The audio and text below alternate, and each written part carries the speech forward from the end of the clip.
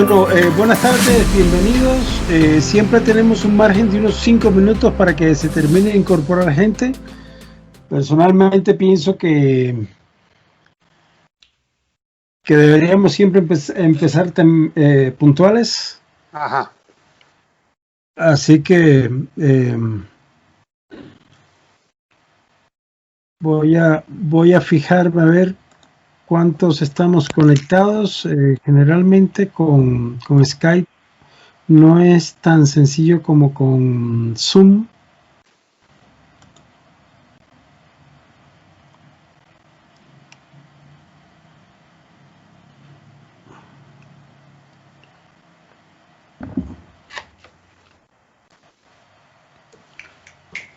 Ok, lo que sí les voy a pedir a todo el mundo es que muteen los micrófonos en tanto yo les pida que por favor hablen en relación a algo que estemos viendo en su momento para que no se nos meta ruido.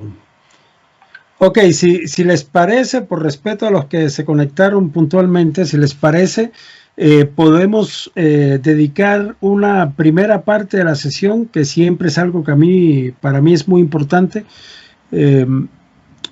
para ver cómo van caminando con lo que les he ido dando a hacer, ¿no? Y comprenderán que hoy es un día clave por varias razones, pero en primer lugar, porque hoy es el día en que están entrando, ¿verdad? Por lo menos a efectos míos, están entrando en el mundo del método de personaje propiamente, porque es el momento en que han entendido, si hicieron lo que les encomendé, que han entendido cómo funciona el personaje, porque les aseguro que entender cómo funciona uno como personaje es entenderlos a todos, ¿verdad? Y lo primero que debe tener un escritor, y pienso yo por encima de todas las otras artes, yo valoro mucho, como comprenderán, el ejercicio de escribir, es la observación. El escritor es como prácticamente otra expresión del arte, ¿no? Así que no quiere decir que no ocurre en otros campos. En el cine ocurre mucho. Decía la gente sobre Bergman que era el hombre que mejor conocía la psicología humana. Ok. Y cuando uno ve una película como Fanny Alexander, ¿verdad? Uno entiende por qué se dicen estas cosas, ¿no? Buenas tardes, Michael. Bienvenido. En todo caso, como escritores estamos obligados a observar la vida y a observar el comportamiento humano. Y hablo observación en un sentido estricto de la filosofía primigenia, ¿no? La filosofía primigenia, la filosofía sobre la cual se funda todo nuestro pensamiento occidental, ¿verdad? Ahora voy a aclarar la parte oriental también, pero la filosofía primigenia es una filosofía basada en la observación. Y hablo de la filosofía occidental porque en la práctica la filosofía, como forma de pensamiento y observación es occidental. Los orientales tienen algo para mí más completo, que es una forma de actividad, porque no es una forma de pensamiento simplemente, ¿verdad? En eso yo creo que aventajaron por mucho al pensamiento occidental. Es una forma de actividad, es una forma en donde el pensamiento coincide con el propio accionar del individuo en el mundo, ¿no? Se expresa muy claramente en el caso del encuentro de Gautama, cuando todavía no era Buda, con aquellos, ¿cómo se llamaban estos hombres que los faquires, ¿no? Estos hombres que buscaban la iluminación a costa, en detrimento de su condición física. Y Gautama comprendió que la idea no era tensar tanto el arco del violín que se rompiera la cuerda, ¿no? Él lo expresaba en ese sentido, ¿no? Sino que el individuo debe estar sano y debe estar cuerdo para que pueda entender precisamente el sufrimiento y la vejez, ¿no? Que por ahí fue donde empezó toda la visión de Gautama, y eso lo hizo convertirse en un pensador, en un cuerpo sano, ¿no? En un cuerpo consolidado, ¿no? Que yo creo que eso es algo importante. Y en ese sentido, por ejemplo, el budismo zen, por ejemplo, que es algo que con lo que yo tuve una relación en algún momento de mi vida, tiene que ver no tanto con una religión como una forma de actuar, ¿no? El escritor, de alguna manera, es un budista zen, ¿no? Es un hombre que es un ser humano, perdón, un individuo con la capacidad de obtener el mundo en su propia interacción con el mundo, ¿ok? Y no desde la perspectiva del pensamiento, aunque aclaro que hay grandes pensadores occidentales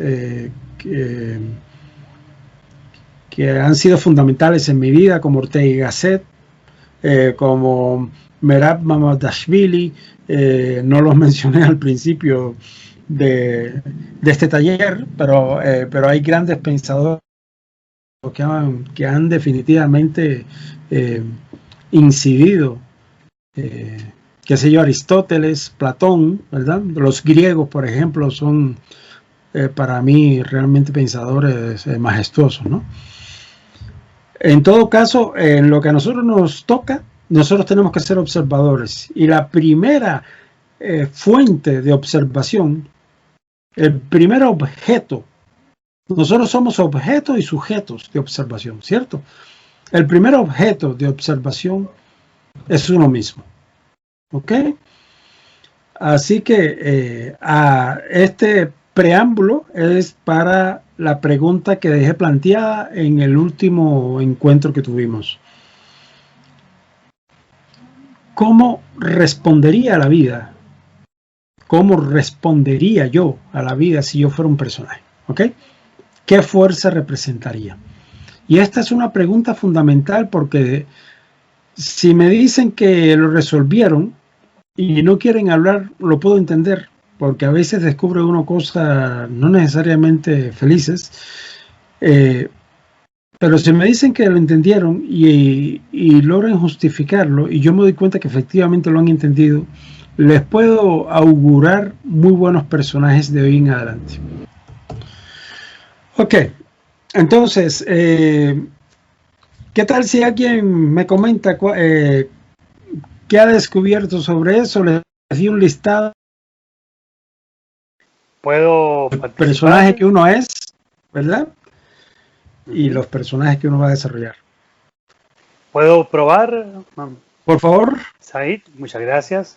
A ver, me parece que, como tú dices, esto es totalmente fundamental y creo que no ha sido tan fácil para mí entenderlo en pleno. Sin embargo, yo hice el esfuerzo de todas maneras. Entonces, en mi triada personal, la fuerza activa, eso está clarísimo para mí, es mi padre. Ok.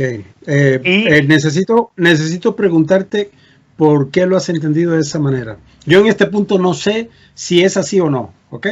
Necesito entender tu razonamiento para saber si efectivamente es ajustado eso, ¿no? Ok, perfecto. Todas las primeras acciones de mi vida fueron demarcadas por su accionar. De ser mi héroe absoluto, pasó a ser nada para mí. Murió antes de morir. Eso es interesante. Ok. Sin embargo, como yo tengo que elegir una característica de esta fuerza activa, ¿de acuerdo? Para relacionarla con él, y como esto está limitado a los primeros 4 años de vida, sí. de los cuales no tengo memoria, porque yo no me recuerdo Claro. nada de 4 años. Sin embargo, recuerdo otras cosas después. Por lo tanto, entonces deduzco que la característica de la fuerza activa es tenaz y relacional, porque en esa primera etapa de mi vida, él era el motor de la familia, era el Ok, eje de eso unión es un buen criterio. era el eje de unión de la familia inmigrante, ¿entiendes? Entonces era él Claro. el que los reunía y el que accionaba para que estuvieran juntos. Ok, digamos, las tomas de decisiones en ese momento era él quien las tomó. Era un patriarca absoluto, Ok, ¿de acuerdo? muy bien. Entonces Sí, era el patriarca italiano de la familia, por lo tanto entonces no había discusión posible, no había nada que hacer ahí, simplemente había que estar perfecto, ahí, ¿ok? claro. Es que eso es importante porque, por supuesto, eventualmente uno no recuerda los primeros 4 años, pero uno por lo menos tiene la imagen de qué pasó, ¿verdad? ¿Qué fue lo que pasó en esos 4 años, verdad? Exacto. Ahora, Sí. hago patente esto porque después estas condiciones cambian, desaparecen. Lo tenaz Ok, permanece, lo tenaz permanece, pero sí. lo relacional desaparece. Bueno, ahí voy con algunos detalles interesantes e inquietantes. Una de las premisas que sostiene el método es que eso no cambia nunca. Lo que pasa es que hay modificaciones que es lo que tenemos que entender ahora y hoy vamos a eso, Ya, justamente. Hoy muy bien. vamos a eso. Ahora, ¿cuál sería en tu tríada primordial, cuál sería la fuerza pasiva? Mi madre, Ok. eh, Dejémoslo ahí un minutito. Dejémoslo ahí un de minutito. acuerdo, de Eh, acuerdo. eh, ¿Tú qué lugar ocupas entre... ¿Son varios hermanos ustedes? Sí, soy yo, pero yo soy el mayor. Tú eres el mayor, perfecto. Eso me Entonces, sirve muchísimo. eso cambia toda la perspectiva de la vida familiar. Por lo tanto, ahora, yo creo que yo soy la Ah, fuerza neutra. claro. Yo creo que soy la fuerza neutra. ¿De acuerdo? Eso es un Porque, análisis para mí muy ajustado, muy preciso, y ¿verdad? Porque... Ujú, de hecho esto, perdón, que dice Said, de hecho adelante. esto lo creo a fuerza, por lo vivido, porque después él me hizo partícipe de toda la parte negativa de su vida, pero Mm, solo por ser el hijo mayor y por ser tener ese nexo único antes de que él cambiara, ¿me explico?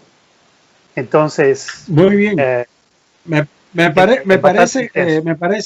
me parece maravilloso que tengas los elementos eh, tan claros, porque no todo el mundo lo tiene, porque hay muchas variables a veces en esta primera condición inicial que son estos primeros 4 años. Hay muchas variables en ocasiones. Personas que han sido criadas por los abuelos, eso es una variable realmente potente. Personas que han sido cuidadas por los hermanos mayores, en fin, o personas que han sido adoptadas. Hay variables ahí bastante interesantes que modifican mucho esa percepción y pueden confundir mucho. En tu caso, me parece que queda bastante claro. Ahora, solo por, digamos, como mecanismo de corroboración, ustedes son 3 hermanos, me dijiste. No, somos 3 hermanos y 2 gemelas. Somos Ok, 5. son 5 hermanos, muy bien. Sí. Vamos a hacer un análisis muy interesante. Ya les había dicho que el análisis siempre es de derecha a izquierda, ¿sí? Ajá. Ok, ok, vamos, fuerza activa, fuerza pasiva. Tienes, digamos, a tu papá en la fuerza activa. Perdona si te estoy tomando ejemplo, pero me parece que es ilustrativo y es muy bueno como No hay ejemplo, problema. ¿ok? No hay problema. En el punto que quieras lo detenemos, ¿ok? Eh, Tenemos a tu papá de fuerza activa, tenemos a tu mamá de fuerza pasiva y a ti como primer hijo, fuerza neutra. Eso quiere Sí. decir que tu hermano o tu hermana, quien quiera que siga a continuación, correspondería a fuerza activa. Y necesito saber si esto realmente está ocurriendo. ¿Por qué fuerza activa? Explícame. Porque es el lugar que correspondería. ¿Me entiendes? Ok, Siempre va en ya. ese orden. Fuerza Ya. activa, pasiva, neutra, activa, pasiva, neutra. Ok, muy bien. Solo que hay un pequeño detalle para mí. Ok, Yo no veo a mi familia hace 30 años. ¿Ok? Vivo solo hace 30 años. claro, Pero pero sí, eso no importa. pero no, no, está bien. A lo que quiero decir es lo siguiente, que mi fuerza activa después de mí, la fuerza activa después de mí, la, la asocio a mi hermano francés, no al hermano que sigue. ¿Es posible eso? Eso depende. En los primeros 4 años, aquí lo que importa son tus primeros 4 años. ¿Ok? Ah, entonces no. Entonces mi hermano, el que sigue. Perfecto. Ok. Ok, pero lo que necesito es saber si corresponde, por ejemplo, si es muy parecido a tu papá.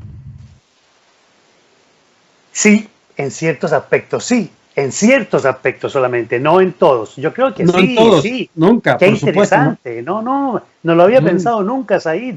Realmente sí. Hay ujú. algunos aspectos ahí muy fuertes en él, presentes en él.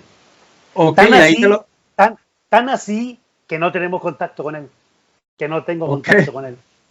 Y el que sigue, ¿Yanni? El que sigue ¿Te representa parece a tu a... mamá? No, para nada, se parece a mí. Te- Tenemos la misma forma de enfrentar la vida, la misma forma de pensar, estamos muy cercanos. Ok, yo lo voy a dejar ahí porque eso ameritaría una conversación un poquito más larga. En mi Ok. experiencia, generalmente sí se sacan esas relaciones. Hay que considerar además que, digamos, cómo sería la relación tuya con ese, es un hermano, ¿verdad? Sí, es mi hermano, sí. Es un hermano. Una pregunta básica y después voy a explicar estas cosas con más detenimiento para todos y todas. ¿Es una persona muy creativa tu hermano? Es un psicólogo, es un pensador. Ok, Y además, perfectamente. además, además es músico. Ok, Además es músico. perfectamente. Y además casi cineasta. Ok, Y además, perdón, se me olvidaba algo importante. Director de teatro por 10 años. muy bien. Qué interesante. Sí. ¿Y se hizo, de qué manera se hizo director de teatro? Bueno, empezó con el teatro de joven, primero como teatro puro, Ajá. tratando de ser actuando, y después empezó a ahondar un poco más y logró convertirse en director en Francia, enseñando teatro en las escuelas. Ok, Y después llegó a ¿te tener ya parece, a dirigir te obras. parece que hubo algún tipo de influencia externa, no tanto en la decisión como en la posibilidad de obtener, digamos, una categoría de dirección? ¿Recibió alguna ayuda externa? ¿A qué te refieres con ayuda externa? Perdón. Sí, tal vez eso lo voy a dejar para después, pero para que lo reflexiones y en algún momento lo podemos volver a. Porque hay detalles, estoy buscando elementos muy puntuales, ¿verdad? Que yo considero que forman parte de la fuerza específica, como en este caso fuerza pasiva, que sería él, ¿no? Y esto es importante porque se entiende mejor el personaje cuando uno tiene muy claro la diferenciación. Y hoy voy a empezar justamente con estas dos fuerzas, fuerza activa y fuerza pasiva, porque son la fuerza, eh, digamos, la base del conflicto, ¿verdad? Y hoy vamos a hablar del conflicto, ¿ok? Son la base del conflicto. Entonces, de momento, cargo que les di, Yanni, y lo que te quiero pedir es que lo continúes. Termina todo el ciclo de hermanos. Digamos, tienes tu triada primordial, porque no es la principal, es la primordial, ¿verdad? Porque es la triada que uno tiene en los primeros 4 años de vida. Eso va a cambiar a lo largo de la vida muchas veces. De hecho, está cambiando todo el tiempo está cambiando, hasta el punto en que, vamos, no puede uno vivir sin una triada principal.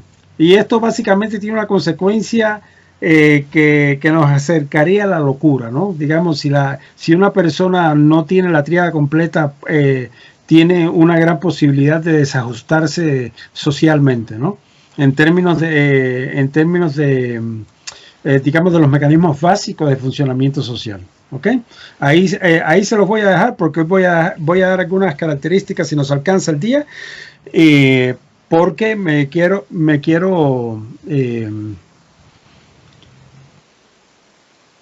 sí, es un número mágico, de hecho. Digamos que el concepto de tríada, yo creo que no voy a dar la fuente específica de esa, pero efectivamente es un número importantísimo. Lo que sí les puedo decir es que el concepto de tríada tiene que ver mucho con el fractal, como la figura mínima con la cual se pueden construir sistemas complejos, ¿ok? O sea, ese es el mecanismo mínimo reflejado en un triángulo, pero hemos entendido que no es un triángulo, es una tríada de relaciones, ¿no?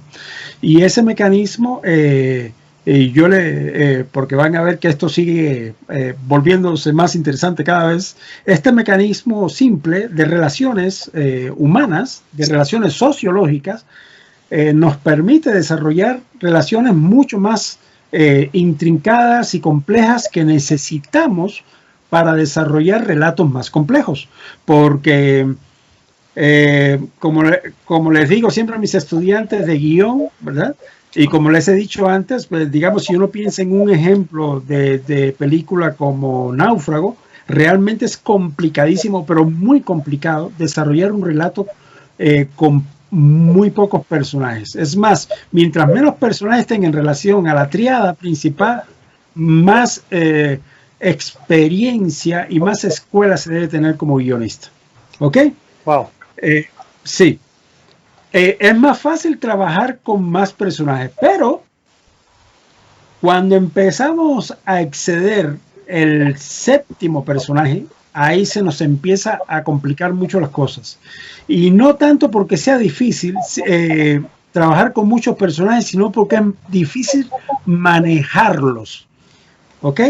Y vamos a ver cómo en una novela no solo es importante entender, comprender, desarrollar el personaje y su dinámica con otros personajes.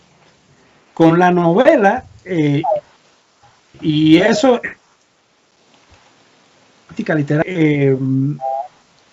y es algo, digamos, que de la curva de aprendizaje que yo les estoy ahorrando aquí, pero no quiere decir que de todas formas haya tareas que hacer, y parte de la tarea es revisar, ¿verdad? Por ejemplo, una de las mecánicas, porque es una mecánica simple en realidad, una de las mecánicas que yo quiero inducir aquí es la de escribir.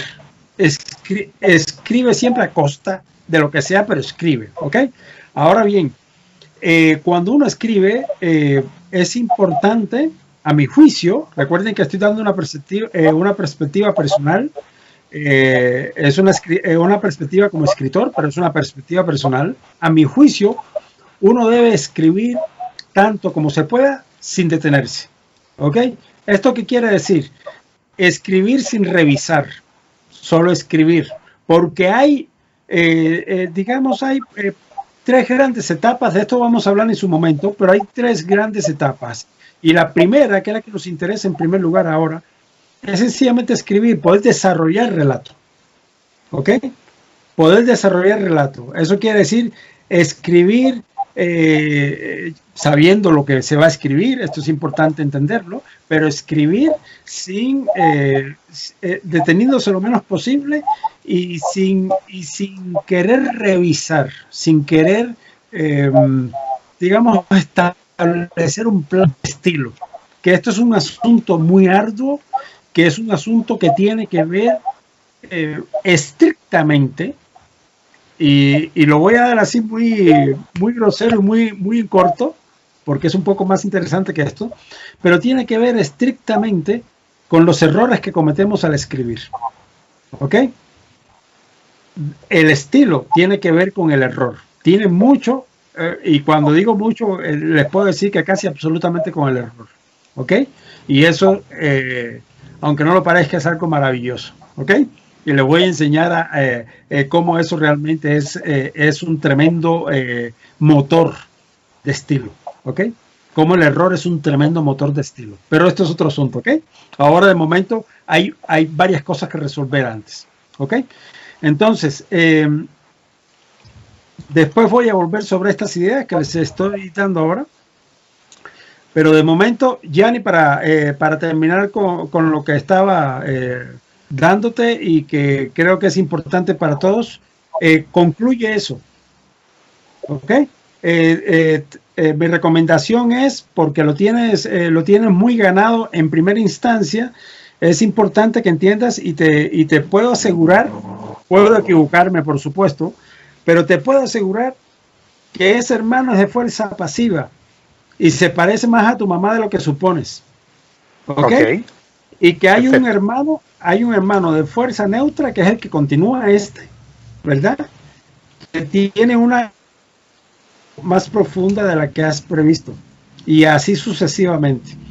Entonces te lo dejo ahí y eso puede ser una conversación personal en algún momento, ¿verdad? Como para no digamos hacer más público el asunto, porque no es la idea tampoco, pero es importante que en principio vayas y esto es importante para todos, para todas, vayan entendiendo cómo estas personas que han sido fundamentales en mi vida funcionan, ¿ok? Y cómo coinciden con esos aspectos que pueden parecer hasta oscuros, ¿verdad? En la lista en la matriz que les di, en la matriz eso que les di se llama matriz de comportamiento del personaje, ¿ok? Esa matriz está expresada en la forma de tendencias, ¿ok? Tendencias de la personalidad. ¿Ok? Tendencias de la personalidad. ¿Esto qué quiere decir? Es a lo que tiende el personaje. ¿Ok? Y esto tiene un enorme valor estructural y tiene un enorme valor funcional. ¿Y cuáles son esos valores? Bueno, me permite, tomando esos valores, habiéndolos entendido, habiéndolos localizado en personas que uno conoce, porque es importante, y aquí voy a hacer una observación general que les va a encantar, me va a permitir construir buenos personajes, porque nos va a permitir siempre, y aquí voy a la siguiente reflexión, nos va a permitir siempre basarnos en personas que conocemos. Y cuando nos basamos en personas que conocemos, primero una aseveración que voy a dar, que es una aseveración brutal.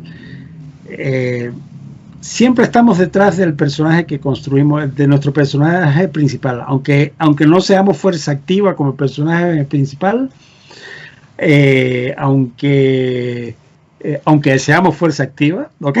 Siempre estamos detrás del personaje principal. Ese personaje siempre va a tener algo. Y esto es importante entenderlo. ¿Por qué? Porque un personaje de fuerza activa no es nunca uno, ¿sí? ¿Ok?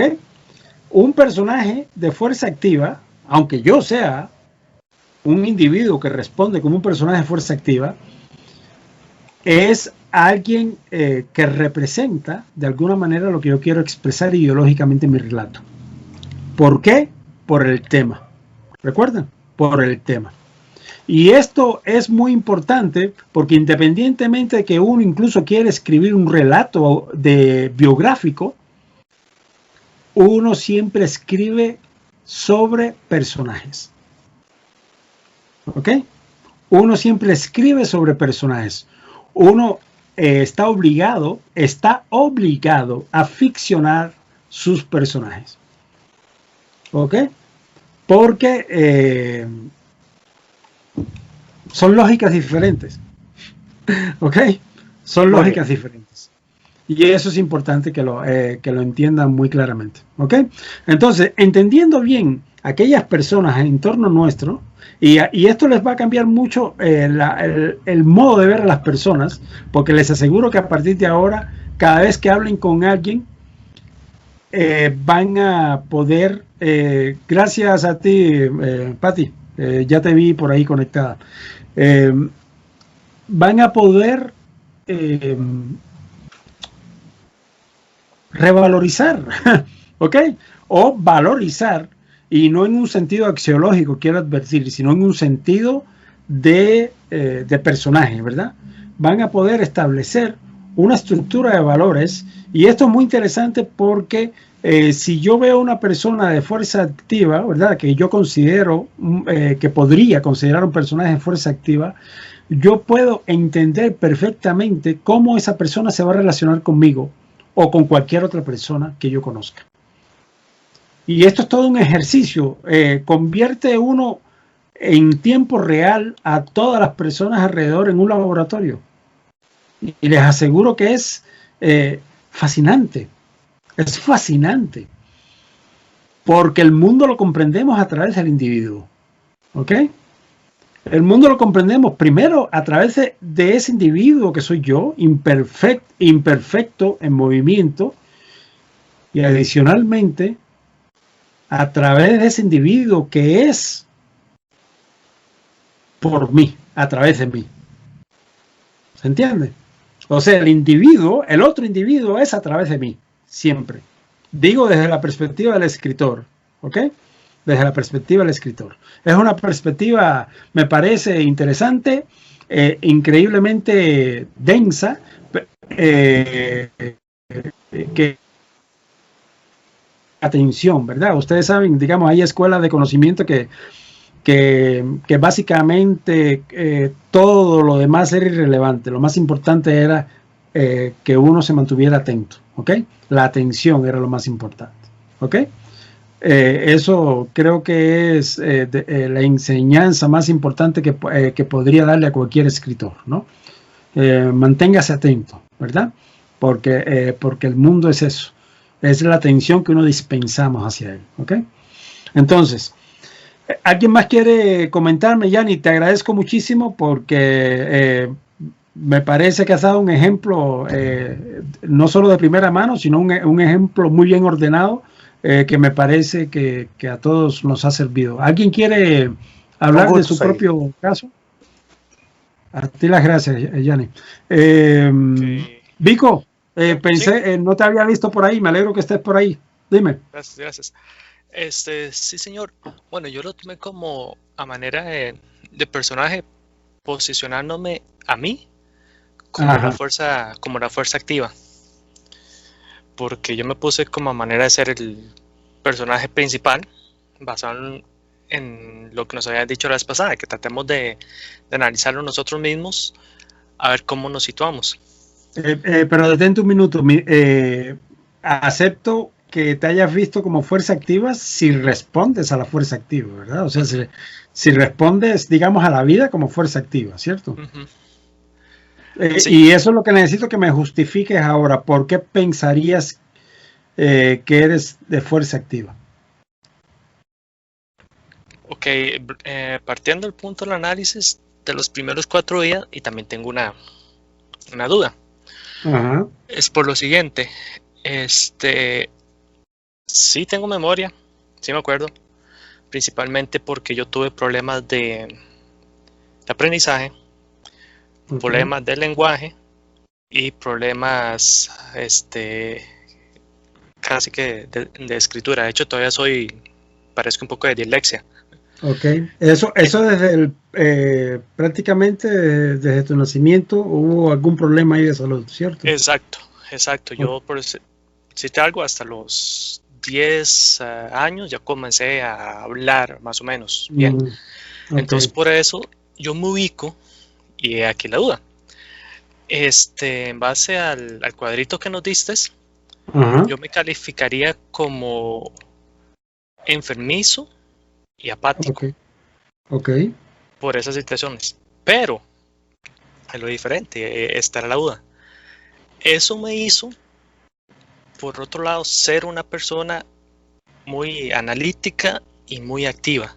Ya cuando, por decir así, dejé tirado, o casi que dejé tirado como un 80% todavía, estos problemas de de habla y de escritura. De hecho, yo aprendí a escribir como a los 4 o 5 años, porque yo podía, lo que no podía era hablar, ¿verdad? Claro. Entonces, por eso yo me considero primeramente permiso apático y ya luego cerebral y activo y analítico más que todo. Ok, eso implica que no te has saltado hacia ninguna de las otras fuerzas, ¿verdad? O sea, en estos momentos estamos hablando de características de la fuerza activa, ¿cierto? Correcto, correcto. Okay. Eso luego, la fuerza pasiva, bueno, para darles como un esquema de mi familia, nosotros somos mami y nosotros 3. Yo soy el menor, tengo una hermana en el medio y mi hermano mayor. Okay.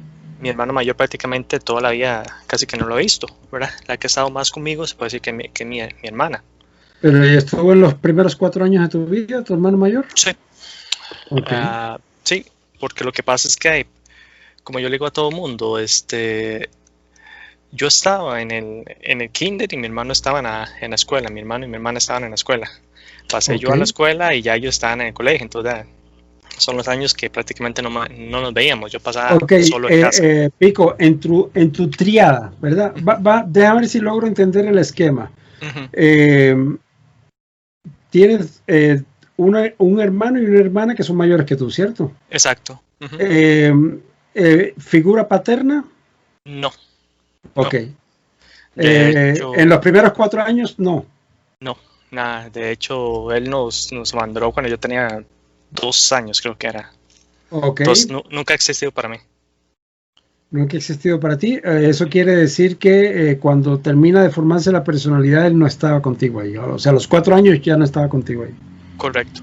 Okay. Lo cual me lleva a poner a mi mamá como la fuerza neutra, porque ella es quien me ha formado prácticamente y yo pero aquí la pregunta va en relación, por ejemplo, cuando estuvo tu papá, ¿qué relación existía entre ellos dos? ¿Quién cumplía una fuerza y quién otra? Eso es para determinar la fuerza de tu mamá, porque eso no cambia, que es una de las cosas importantísimas que tengo que mostrarles acá, ¿ok? La fuerza no cambia nunca, ¿ok? Sí, entonces, okay. No sabría porque yo a mi papá nunca lo conocí. Yo a mi mamá la veo la que no pudo estudiar, la que trabajó y nos sacó a nosotros 3 por encima de todo. O sea, que nos dio comida, que nos dio educación, que nos enseñó todo. Sola ella. Y por eso, y mi papá pero tú la verías a ella como digamos, un individuo de fuerza activa. Si me desplazo a quitarme yo como el personaje principal. No, es que aquí hay un detalle importante, Vico, y es que tú puedes ser de fuerza activa, pero tú estás al final del tramo, ¿ok? Hay hermanos antes que tú.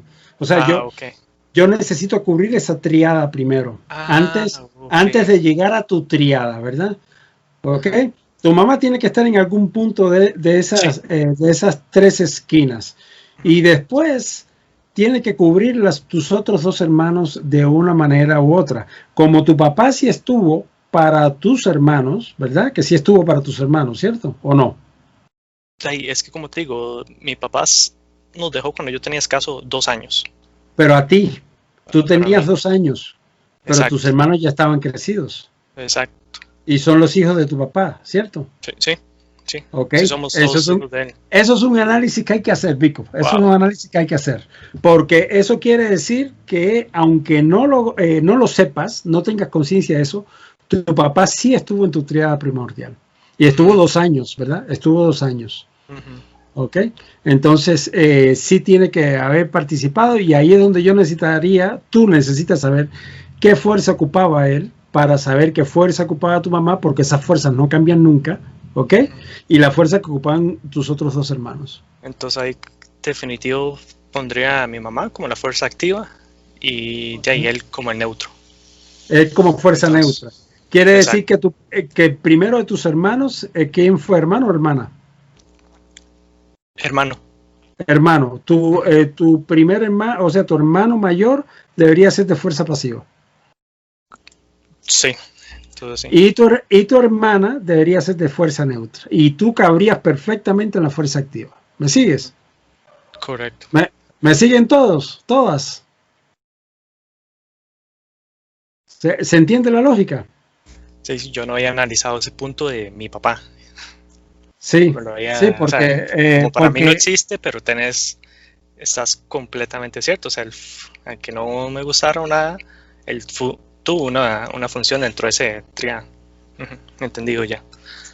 Lo que quiero que entiendan es que esto es pura sociología de personaje, pero está basada en observación de la vida real. Entonces, este es el plano de observación que están obligados a tomar para entender cómo funciona la dinámica de relaciones entre personajes, porque eso es lo que les va a dar consistencia, eso es lo que les va a permitir darle consistencia al relato, ¿ok?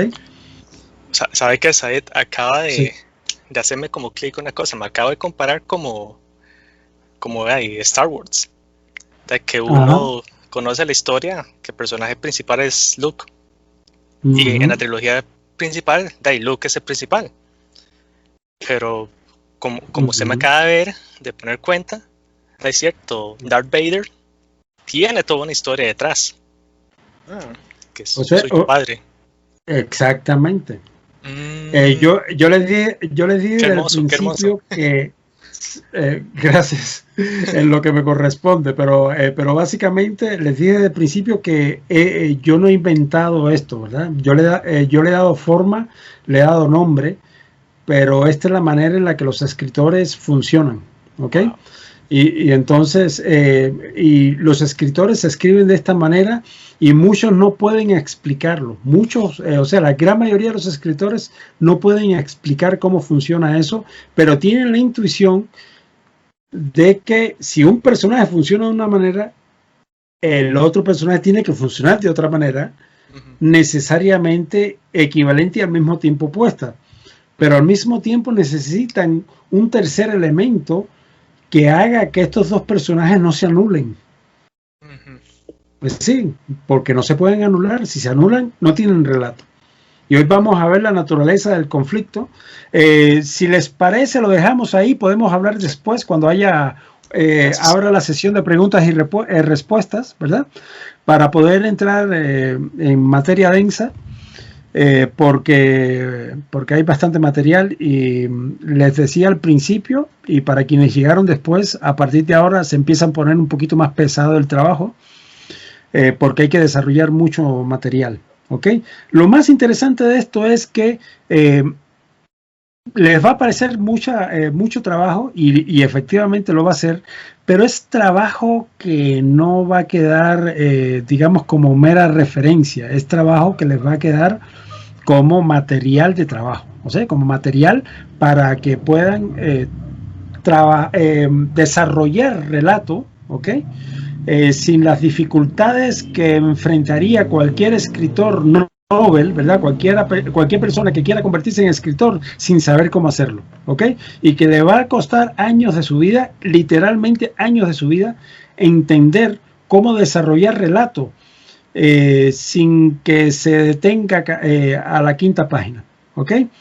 Y todo el mundo termina con algunas, digamos, excepciones, y por lo tanto son excepciones, todo el mundo termina creando un plan de la obra, ¿ok? Porque comprenden que necesitan un mapa, ¿ok? Y imagínense, cuando uno empieza a escribir es como tener delante un desierto, ¿no? Es el famoso relato de los dos reyes y los dos laberintos de Borges, ¿no? Uno tenía un laberinto formado por piedras y caminos, y el otro, no sé si conocen, es un relato maravilloso, como casi todo lo de Borges, y el otro, y por ponerlo en una situación muy incómoda, uno de los reyes mete al otro rey en su laberinto, ¿verdad? Y en venganza agarra a este rey en una visita que le hace a su reino y lo pone delante, lo deja, lo hace caminar 2 horas, o sea, lo coloca 2 horas en el desierto, ¿verdad? Y lo deja solas en el desierto y le dice, ahora vamos a ver si logra salir de este laberinto. ¿Ok? Es una imagen fenomenal, ¿verdad? La novela es eso, es un desierto. Uno puede tener una gran idea, uno incluso puede tener la idea de un gran personaje, pero eso realmente, ¿qué les puedo decir? Es como tener ahí a lo largo digamos, a lo largo de la vista, en el horizonte del desierto, un oasis que uno no sabe si realmente es un espejismo, ¿entienden? Así que vamos al conflicto, gente, vamos al conflicto. Hoy voy a darles la referencia de lo que nos corresponde hoy. Construcción del conflicto desde la perspectiva y establecimiento de las condiciones iniciales, cultura y contexto del personaje, el equilibrio precario, entre paréntesis, el había una vez en un hermoso lugar, la irrupción imprevista y la única acción posible.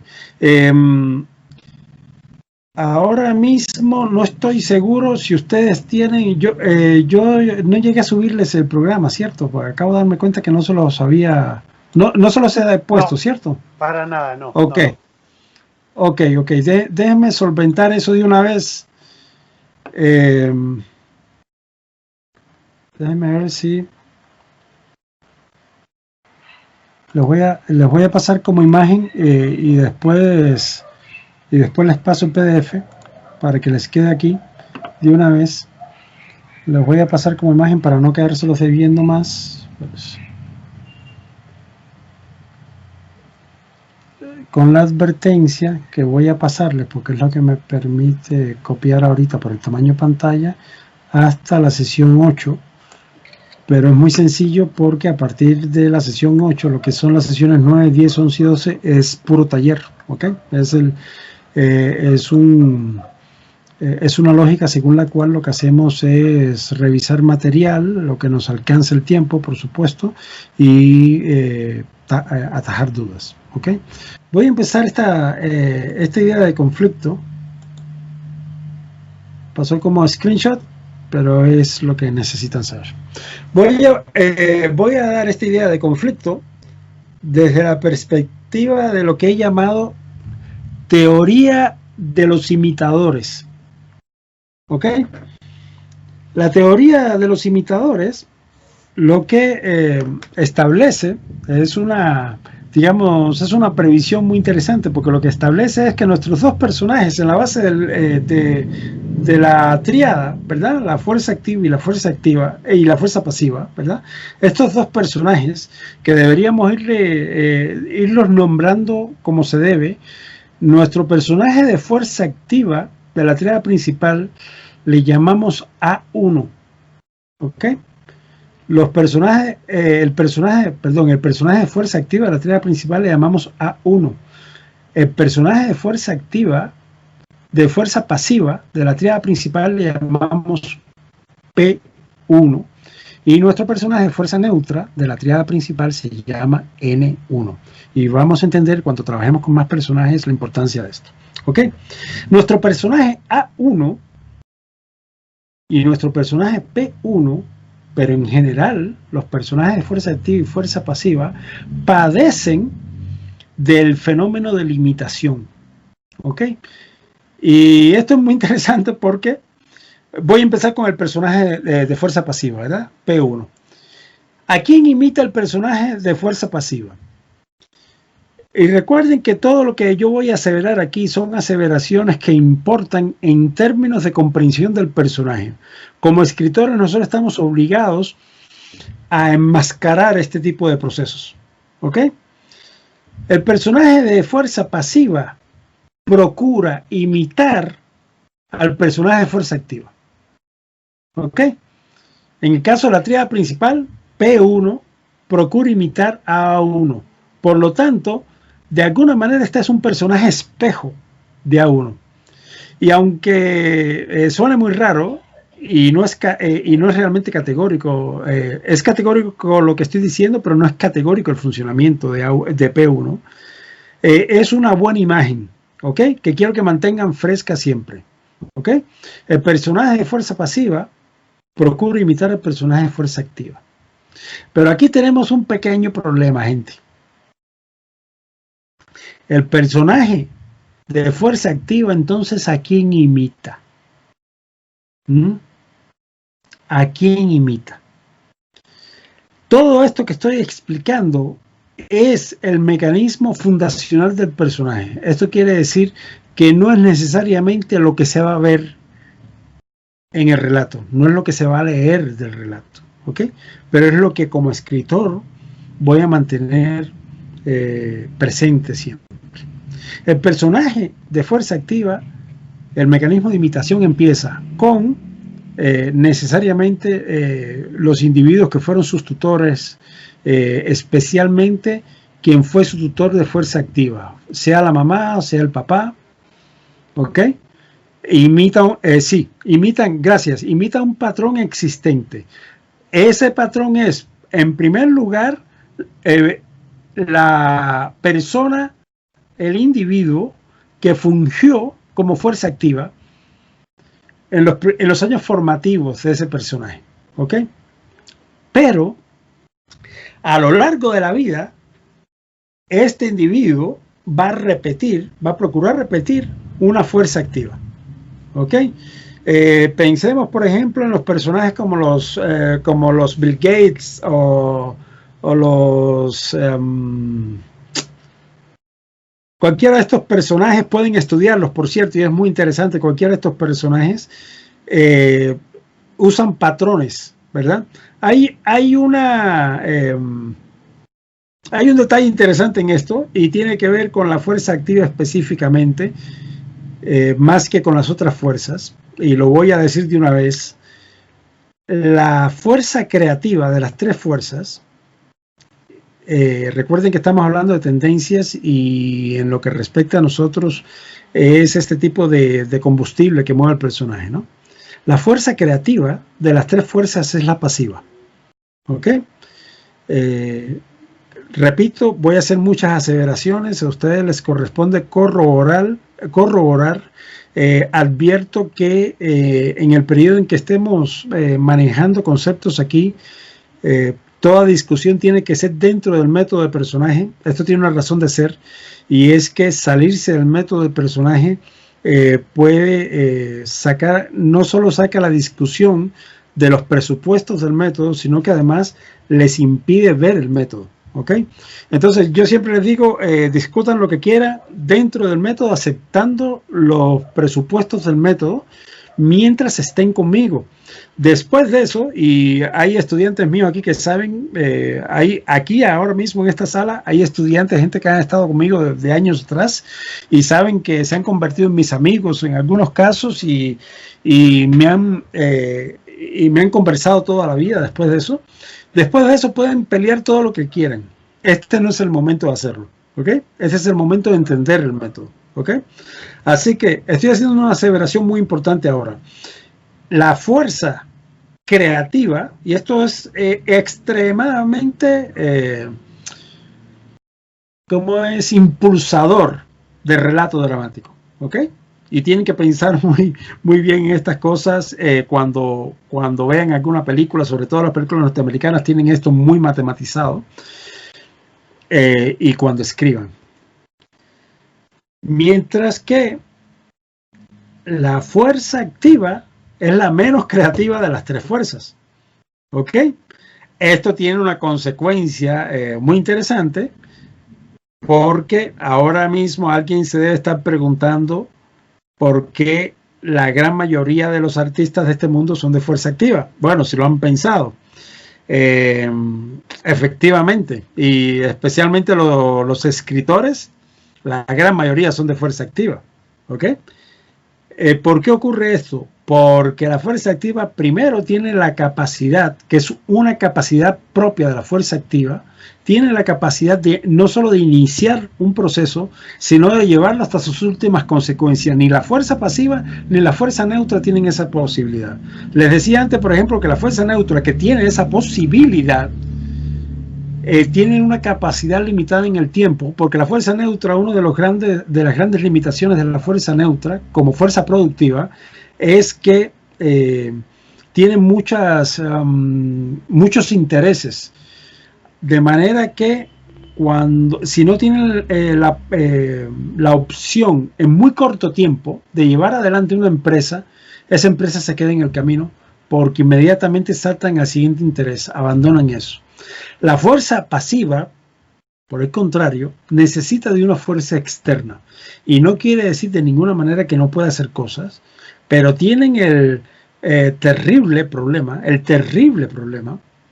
que producen muchas ideas muy rápidamente, tienen mentes muy veloces, muy creativas, y por lo tanto incapaces de poner eso sobre el terreno. ¿Ok? Ahí se los dejo para que lo observen. ¿Ok? Les decía que algunas de mis aseveraciones son un poco incómodas, solo denle seguimiento y estudienlo, ¿ok? Estudienlo. Ahora, si lo logran ver como yo lo he visto, ustedes a la hora de trabajar personajes van a ver que eso facilita mucho el trabajo con personajes, ¿ok? Y les aseguro que no estamos tocando así la punta del iceberg, ¿ok? Estamos tocando apenas la superficie, ¿ok? Estamos arrancando apenas con este asunto de personajes, ¿ok? Ahora bien, la teoría de las imitaciones importa en el sentido primero de que entendamos que cualquier personaje de fuerza activa que yo ponga en mi relato, que no sea A1, es un personaje que va a tener una influencia específica en A1. ¿Ok? Por ejemplo, un personaje A1 puede adoptar, puede tomar alguno de los rasgos de comportamiento de un personaje A2 o A3. Ya explicaré quiénes son A2 y A3, ¿verdad? O porque parte de las características interesantes de los personajes de fuerza activa es que son muy influenciables, contrario a lo que creeríamos, ¿no? Como uno pensaría que un Bill Gates no es una persona influenciable, digamos, ninguna de estas personas inmensamente rica, ¿no? Por ejemplo, yo aseguro que estos son individuos muy inseguros, ¿ok? Es otro asunto que les dejo de tarea ahí para que lo revisen, ¿ok? Precisamente la inseguridad de personajes de fuerza activa es lo que lo hace activo, ¿ok? Es lo que lo convierte en fuerza activa, ¿ok? Entonces, esto tiene, digamos, una derivación muy interesante. Estoy dando algunas características de personajes para que revisen una y otra vez el listado que les di hace unos días. Para que vean ahí, porque ahí las cosas están puestas muy al tajo, ¿verdad? Y a veces da la sensación que hay una perspectiva axiológica en ese listado, y les aseguro que no la hay. Pero la manera en que está puesta precisamente para provocar un efecto emocional. Y ese efecto emocional, nos guste o no nos guste, es un mecanismo de investigación, ¿ok? Entonces, si logramos comprender ese mecanismo de imitación del personaje de fuerza activa, que además es aplicable a cualquier personaje de fuerza activa, no solo a A1, ¿verdad? Tenemos, digamos, un asunto bastante avanzado y bastante resuelto del personaje de fuerza activa. En el caso de la fuerza pasiva, repito, es un personaje que padece el mismo mecanismo de imitación, perdón, es un mecanismo diferente de imitación, pero es un mecanismo de imitación al final de cuentas.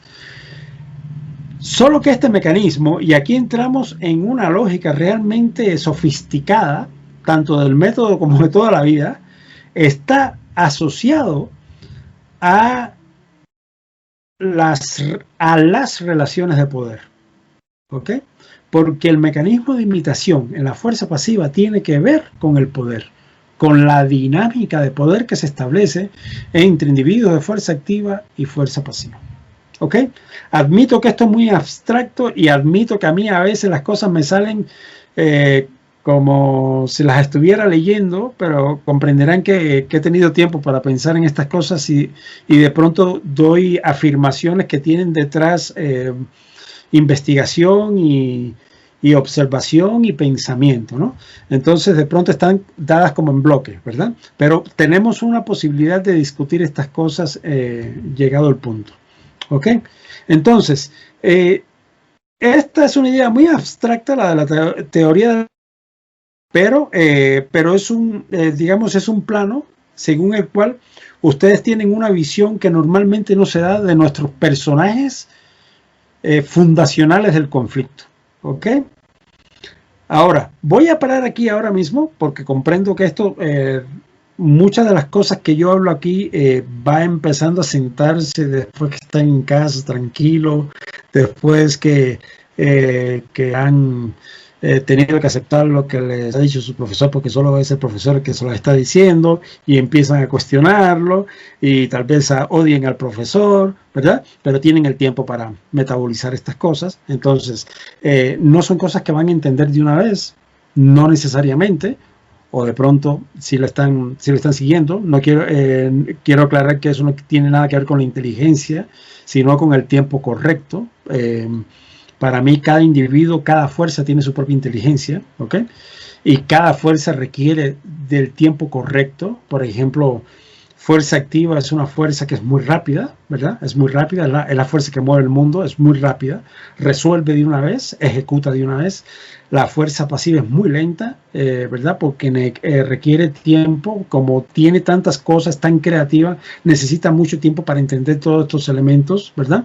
Y a veces se les va el chance que tenían para poder hacer algo. Y la fuerza neutra no está tampoco en una situación mejor porque está igual, tiene premura por hacer algo, por lo tanto no siempre tiene todo el tiempo para analizar todas las cosas.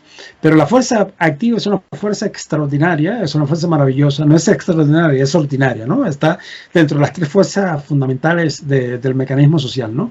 Pero es extraordinario en el sentido que puede ir razonando, bueno, de hecho está pensando todo el tiempo, por lo tanto muchas cosas nunca la agarra de sorpresa, porque no le gusta la sorpresa, ¿ok?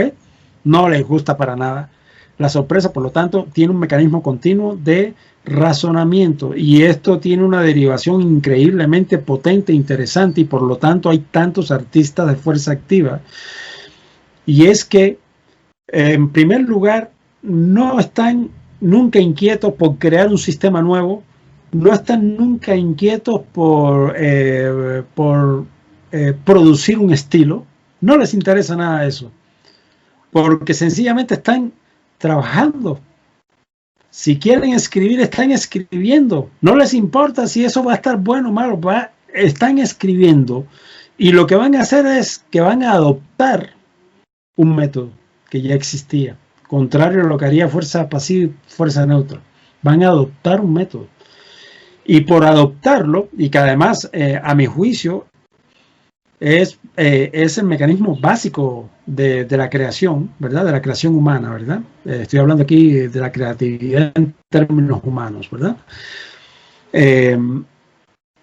Va a derivar por la adopción de un sistema, por la adopción de un método, va a derivar en un nuevo método o un nuevo sistema, ¿verdad? Y siempre uso para eso la famosa anécdota de Stradivarius, ¿verdad? El hacedor de violines, que Amati, Maese Amati, ¿verdad? El maestro que le enseñó a hacer violines decía, no tienes el talento, se llamaba Paolo, algo así, había tenido un estudiante increíblemente talentoso. Y dice, él lo tenía todo y hubiera podido convertirse en un verdadero maestro de violín, pero no tenía tu tenacidad, le dijo Maese Amati a Stradivarius.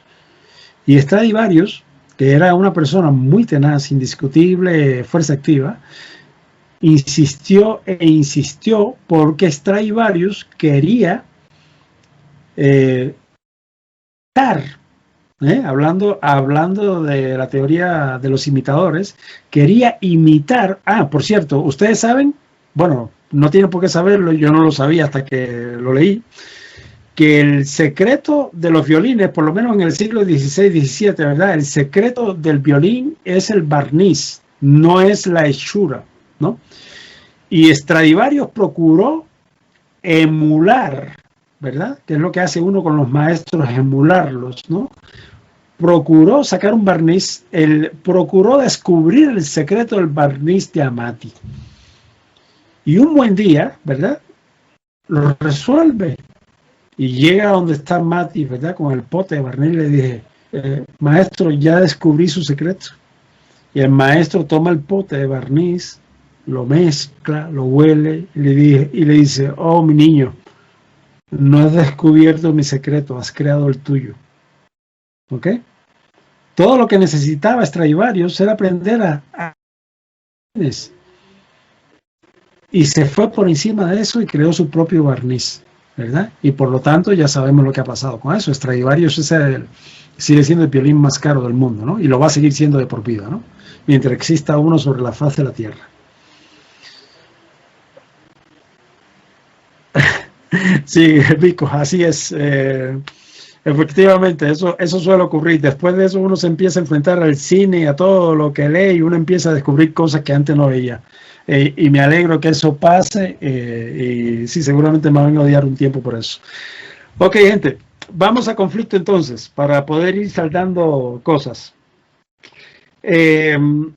Para entender el conflicto hay que entender varios factores y tal vez para lo que constituye para mí el argumento principal del conflicto, pero vamos a ver que hay otros elementos en juego, ¿verdad? Hay algunas variables importantes. Tiene que ver con algo que llamo condiciones iniciales. Y voy a explicar cuáles son estas condiciones. Recuerden que nosotros estamos ahorita en una zona de no escritura, de no relato, no escritura porque sí van a tener que escribir, de no relato. Quiere decir que no estamos desarrollando todavía el cuento que vamos a contar en la novela, ¿verdad? Ya casi vamos a llegar a eso, pero es importante establecer algunas, digamos, hay que normalizar algunos pasos antes y uno de ellos, por supuesto, es entender cómo construir un buen conflicto, ¿ok? ¿Qué pasa con el conflicto? Yo tengo un personaje y recuerden que yo le leí antes entre los principios del método, que acabo de acordarme que creo que tampoco se los subí, ¿verdad? Los principios. Eso tengo que sacarlo, ok, prometo dejárselos hoy más tarde para no retrasarme ahora. Entre los que había uno de los principios que establecía que el personaje no cambia. Recuerden que lo hablamos la semana pasada, que el personaje es tendencioso, es caracterológicamente tendencioso, quiere decir que el carácter siempre es el mismo. La matriz de comportamiento del personaje nunca cambia. Y si les ha parecido interesante e imperioso alguno de los conceptos que he dado, este es uno de esos conceptos. Y es importantísimo que lo entiendan. Y esto, gente, lo pueden pelear conmigo hasta el fin de los tiempos, que no hay manera que tengan razón. Y no es una discusión que me van a ganar. El personaje nunca cambia. Y cuando escriban con la conciencia de que el personaje nunca va a cambiar. ¿Qué es lo que cambia entonces? ¿Ok? Porque algo tiene que cambiar, ¿verdad? Y ese es el gran problema que yo tengo con lo que llaman la evolución del personaje en la guionística norteamericana, ¿verdad? Que tienen el famoso arco, ¿verdad? El arco argumental y la evolución del personaje. O sea, ¿qué cambia en el personaje? Y esto para mí siempre es problemático porque el personaje no cambia, es más, no puede cambiar. Y no puede cambiar sencillamente porque no puede llegar al final del relato cambiando a medio camino. ¿Me entienden? No puede ocurrir. No puede ocurrir, por ejemplo, que un personaje de fuerza activa, que es quien empieza mi relato, ¿ok? Es como pensar, digamos, en Jack, que a medio relato le dice Rose, eres un buen pintor, ¿verdad? Después de estar revisando su material y ya Jack le diga, sí, más o menos, sí, yo creo que sí, que sí soy buen pintor. Y le dice Rose entonces, hey, tal vez en Estados Unidos podría ayudarte a convertirte en un gran pintor. Y que Jack entonces diga, no, yo realmente quiero convertirme en gran pintor sin ningún tipo de ayuda externa, ¿verdad? Ese comportamiento es un comportamiento de fuerza pasiva. ¿Y por qué digo que Jack no podría decir eso? Porque Jack es un oportunista. Jack fue el que ganó el juego de cartas para poderse subir al Titanic. ¿Ok? Así que Jack está viendo a esta chica hermosa, rica, que comprende el arte que él hace. ¿Por qué no va a tomar eso? ¿Entienden? Sé que es una manera fría y horrible de decirlo, pero eso es lo subyacente en el personaje.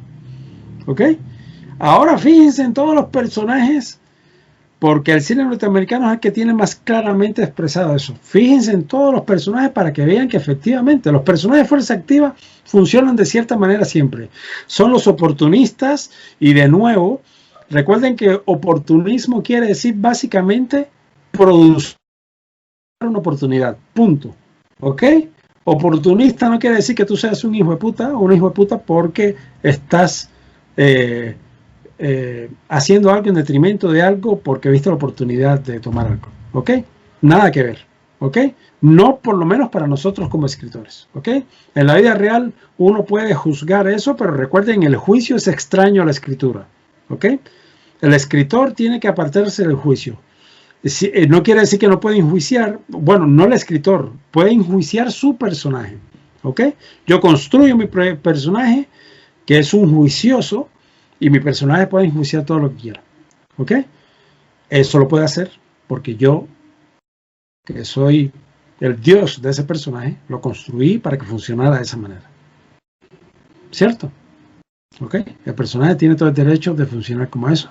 Y puede ser el tipo que todos los días antes de desayunar mata a un judío en el campo de exterminio. ¿Ok? El que está viendo eso del otro lado de la pantalla dice, ¿qué fue puta hombre? O sea, no puedo creer que haya existido gente como esa. ¿Ok? Eso le corresponde al que está viendo.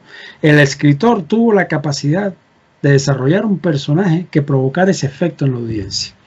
Esa es nuestra tarea como escritor. ¿Ok? Entonces, me regreso a las condiciones iniciales. Si el personaje no cambia, lo que cambia es el contexto del personaje. ¿Ok? ¿De qué están compuestas las condiciones iniciales? Que son las condiciones iniciales del relato. ¿Ok? Está compuesto de el contexto. Tengo la impresión de que le tenía una nomenclatura parecida, pero van a entender el punto.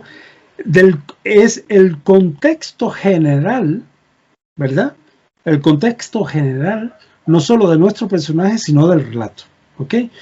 ¿Cuál es ese contexto general, verdad? Bueno, es la cultura, ¿verdad? Hablando de cultura en términos generales, ¿ok? Y esto es importante que lo entendamos porque cuando uno desarrolla un relato, construye un mundo, ¿ok? Y esto es literal, ¿ok? Esto es literal, ¿verdad? Uno quiere describir un relato de robots y uno tiene que colocar a este robot, lo tiene que colocar en un contexto. Y ese contexto puede ser Costa Rica 2020, en un laboratorio ultra secreto, en el Cerro de la Muerte, o Alaska en el año 2500 en el nuevo veranillo, ¿verdad? En una época de verano de deshiele mundial. ¿Me entienden? Donde hay una ciudad que ha sido hecha debajo de una cúpula de materiales, ¿cómo le llaman estos materiales? De materiales compuestos. ¿Ok? ¿Ok? Uno tiene que construir ese mundo. ¿Qué tanto habla uno de ese mundo en el relato? Habla montones. Lo hace a través de sus personajes. ¿Ok? Por lo tanto, de las condiciones iniciales está el contexto cultural general, que es este contexto general del relato. Está el contexto del personaje propiamente dicho, ¿verdad? Digamos, si yo tengo un contexto general que sería Costa Rica 2020, ¿verdad? Yo tendría un contexto del personaje que podría ser, por ejemplo, San José, a ver, para que entiendan bien la imagen, que podría ser, Costa Rica tiene, digamos, la característica muy propia de Costa Rica, que las clases están muy mezcladas y a veces cuesta conseguir como un lugar referencial, así como de un tipo de clase específica. Es más fácil, digamos, en el caso de precario. Bueno, voy a poner un precario porque es una situación de clase muy clara, muy definida. Precario de, ¿cómo se llama este precario? De la Carpio, ¿ok? Y dentro de ese precario, el contexto individual de mi personaje. Mi personaje, digamos que en este precario, vive en la única casa de la Carpio. Entonces eso cambia, ¿entienden? Todo el mecanismo fundacional del personaje en virtud del relato. ¿Ok? Porque este personaje tiene vive, es de clase media en medio de un precario, ¿verdad? En medio de una condición civilizatoria X, ¿verdad? Que es Costa Rica 2020. Lo que esté pasando, Costa Rica 2020, además en medio de la pandemia, ¿verdad? ¿Ok? Esas son las condiciones iniciales. ¿Ok? Vamos un poco a elementos de la teoría del conflicto. Yo tengo establecido esto, y eso era mi discusión con Mercedes el otro día, que por eso a veces yo digo no, pero en un afán de impedirles que avancen mucho en una discusión que yo siento que no va a ser productiva ya mismo, ¿verdad? Y que eventualmente lo va a hacer más adelante. Pero cuando les digo no es necesariamente por negar lo que están diciendo, sino porque tal vez hay momentos en que es mejor pasar o hablar de otra cosa y dejar esto para después, cuando sea más productivo hablarlo. Mercedes, que me decía el otro día que ya había pensado en un personaje, y yo decía, no es el momento de pensar personajes porque hay un momento para todo en este método, ¿verdad? Y como les digo, es un método muy estructurado. Este es el momento de pensar en nuestro personaje. Y el primer personaje en el que es importante razonar y empezar a trabajar es en mi personaje A1. Y ese personaje A1 no solo es el portador del tema, ¿verdad? Que es un concepto, es una visión abstracta de mi relato, ¿verdad? En corto, ¿verdad? Sino que además es la representación, ¿verdad? Es el bloque de hielo del mundo que representa, ¿ok? Es un congelamiento, una foto de este momento aquí ahora de que el personaje está representando, ¿ok? Es el Jack que expresa con su manera de vestir y de funcionar lo que implicaba ser un artista pobre a principios del siglo XX en Europa, ¿verdad? Por lo menos en términos generales, ¿no? No quiere decir que todos los artistas fueran así, ni que todos fueran pobres, ni que todos fueran, digamos, tan bichos como para ver cómo se montaban al Titanic quitándole a alguien la entrada, ¿no? El boleto de entrada. ¿Ok? ¿Cómo entendemos el conflicto? Bien. El conflicto se ha modelado en esta época de una manera muy interesante, que consiste básicamente en que hay una situación plana, ¿verdad? No importa cuál es la situación, aunque sea una situación de violencia, aunque sea incluso una situación de alta, digamos, de alta ejecución física del personaje, ¿no? Como Rápidos y Furiosos 25ª parte, ¿verdad? Que corriendo a la par de un tren, que se suben en el absurdo de que se tiran contra el vagón del tren y acaban cayendo en un barranco, ¿verdad? Esto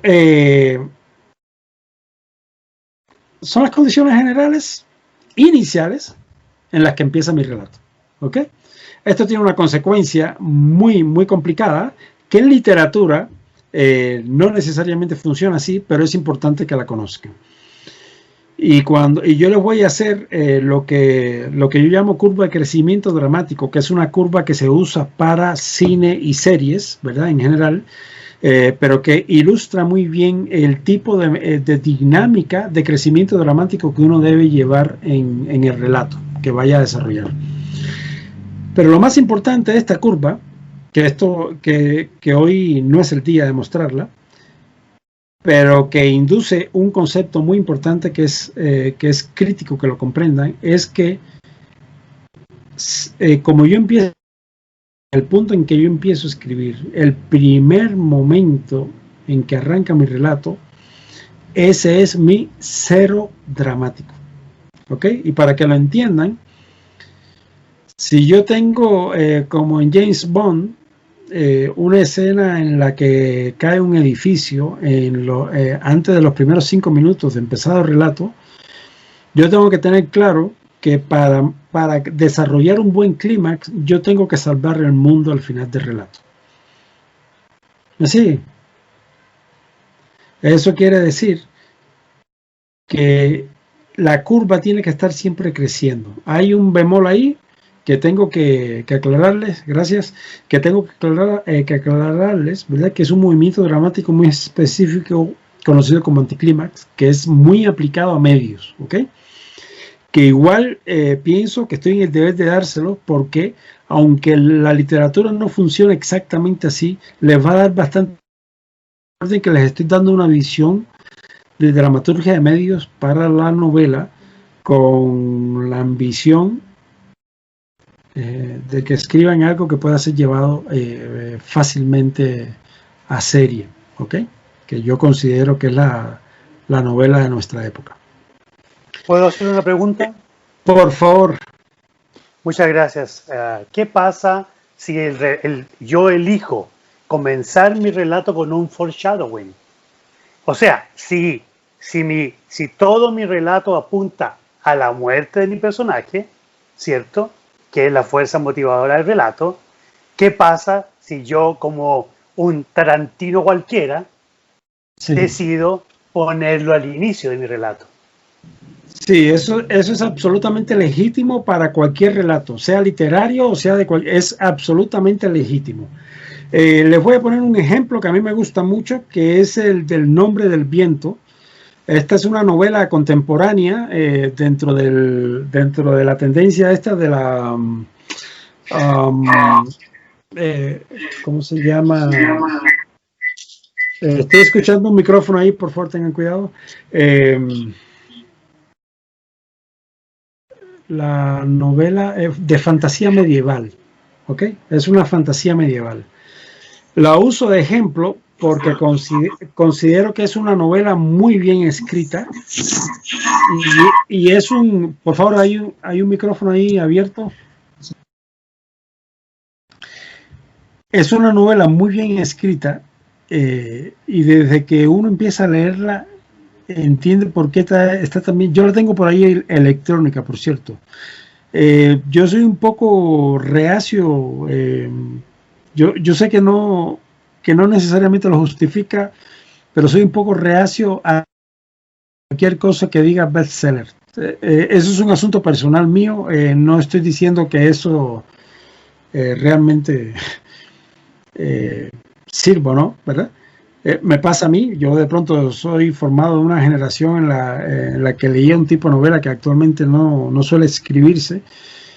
Y mi hija, que le aprendió a leer muy temprano y que conoce mis gustos, estuvo insistiendo un año entero para que yo leyera esta novela. Y el día que le dije que me había encantado, me dijo: ¿ves, papi? Te dije que te iba a gustar. Realmente es una gran novela. O sea, y digo gran novela en el sentido de lo bien escrita que está. Y es un gran relato. Es un relato realmente bien escrito. Y el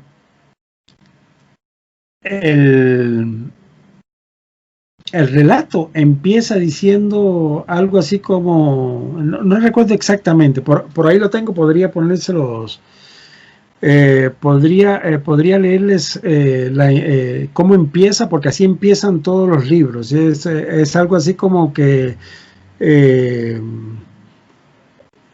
hay un hombre que espera su muerte, algo así empieza diciendo. O sea, desde el principio uno sabe que este hombre va a morir, ¿verdad?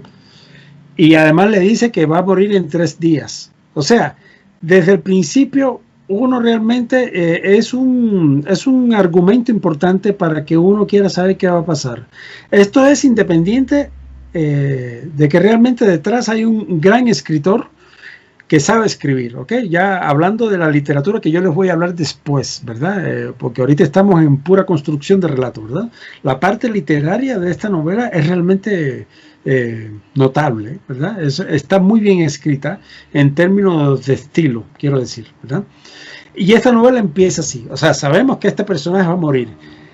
Y luego, cuando acaba esto que es el prólogo, ¿verdad? Ya uno quiere saber qué sigue, ¿ok?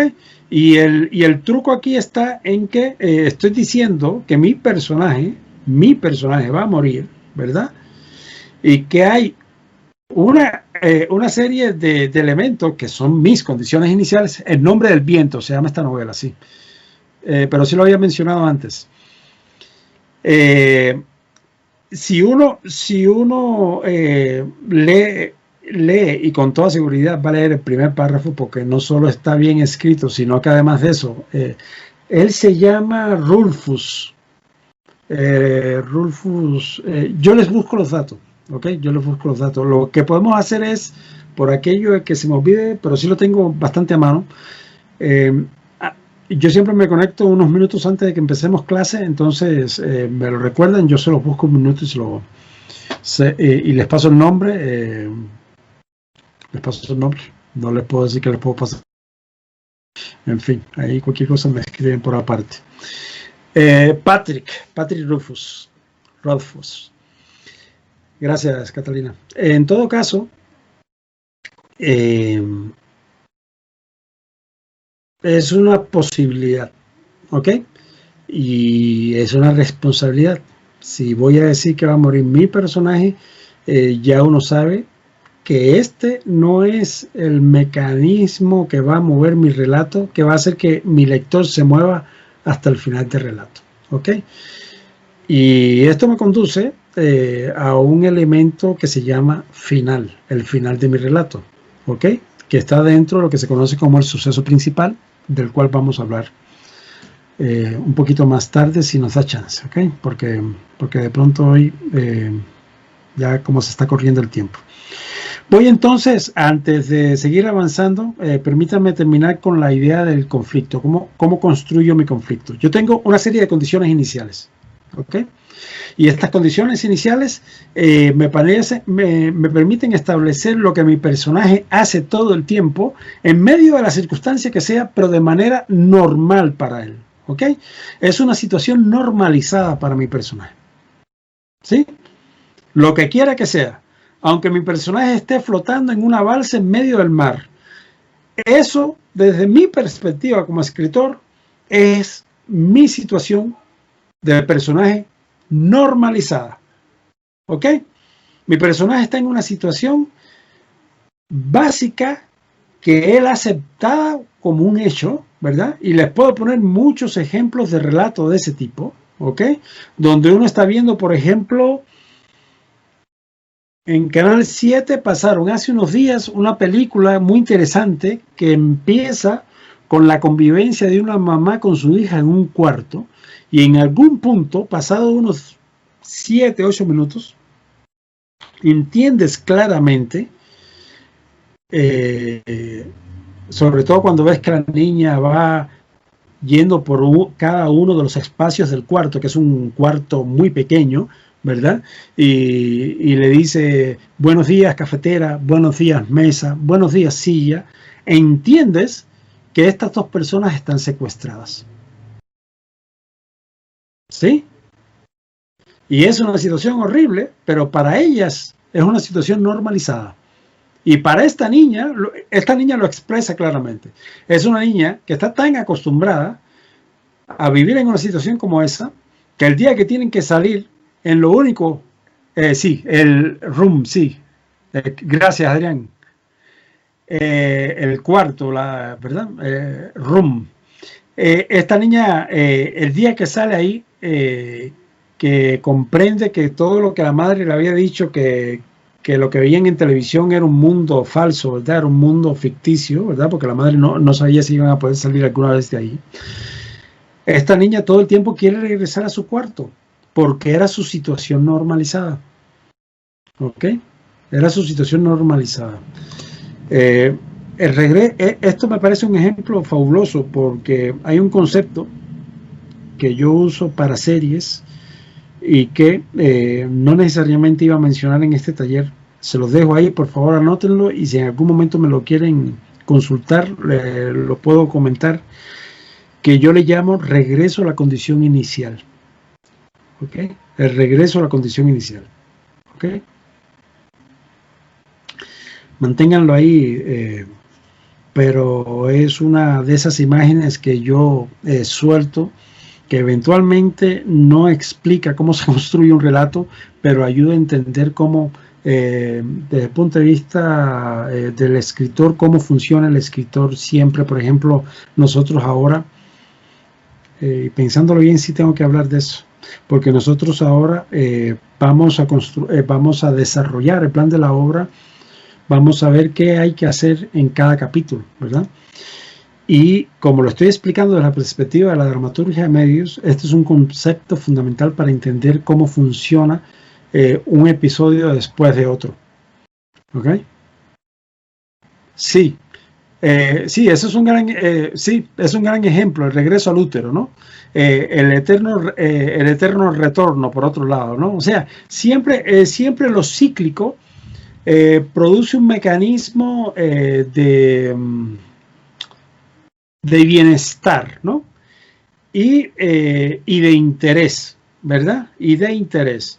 En el caso del relato de medios, siempre hay una necesidad de regresarse del punto de partida. Pero eso lo vamos a ver en su momento cuando desarrollemos ya capítulo por capítulo.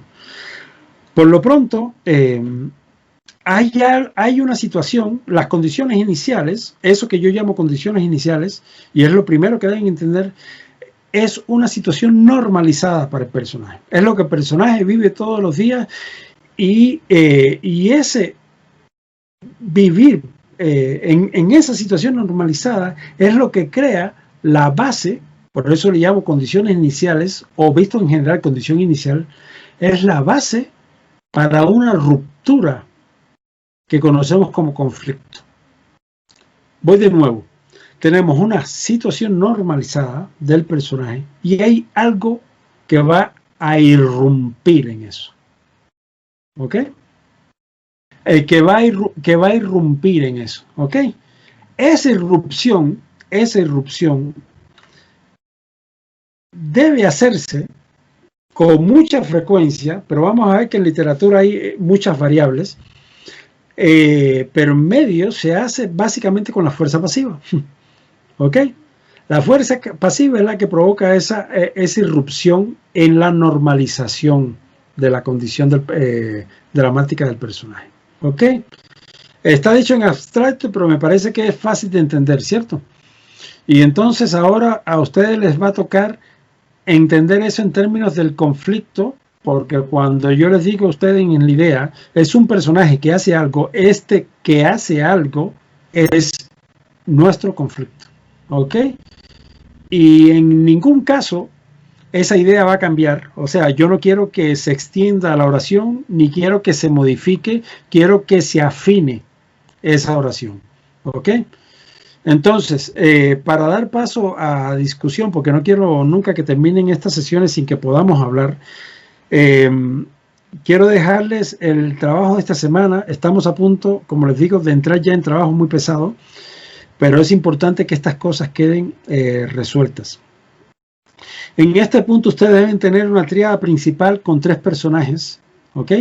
Así que tienen un título, un tema, una idea, ¿ok?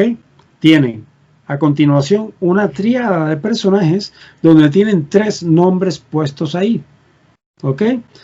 He hablado bastantes, algunos aspectos que deberían tener en consideración. Espero que hayan tomado mucha nota. Y ahora necesito que estos tres personajes se integren en el relato, tomando esa idea como base y construyendo lo que se conoce como sinopsis. ¿Y cuál es la diferencia fundamental entre una idea y una sinopsis? Ya vimos que la idea se plantea en una oración, el personaje es abstracto, ¿cierto? De manera que es un planteamiento abstracto general. Pero ahora yo quiero que esa idea me la afinen con la noción de conflicto que he dado, ¿ok? Y quiero que tomen eso como base para empezar a construir el relato diciendo que tenían, por ejemplo, la idea, una niña encuentra, una niña viaja por todo el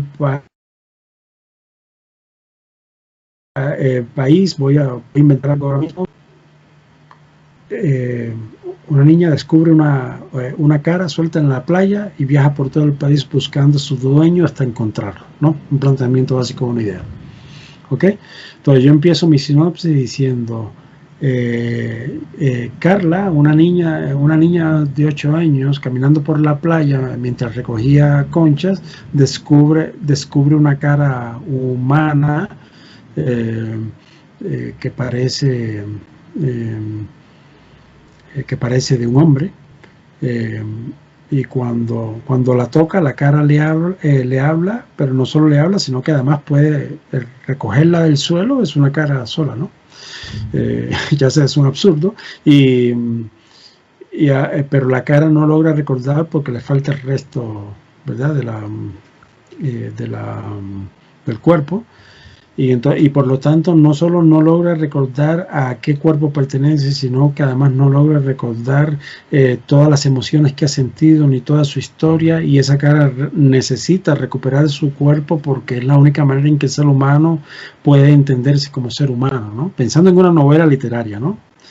Pero bueno, relato audiovisual, ¿no?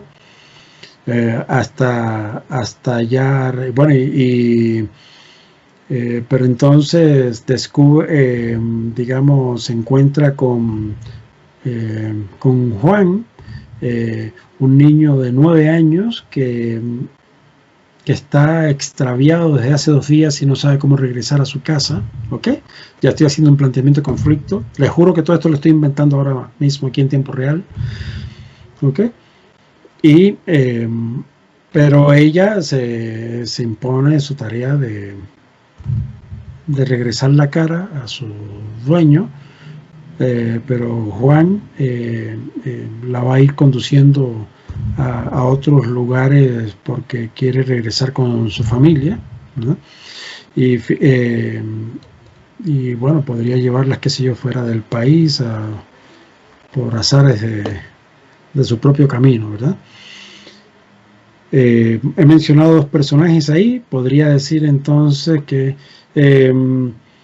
cuando llegan, esto digamos ocurrió en una playa de Punta Arenas, cuando llegan a San José, porque Juan tiene el recuerdo de que es de San José, se encuentran con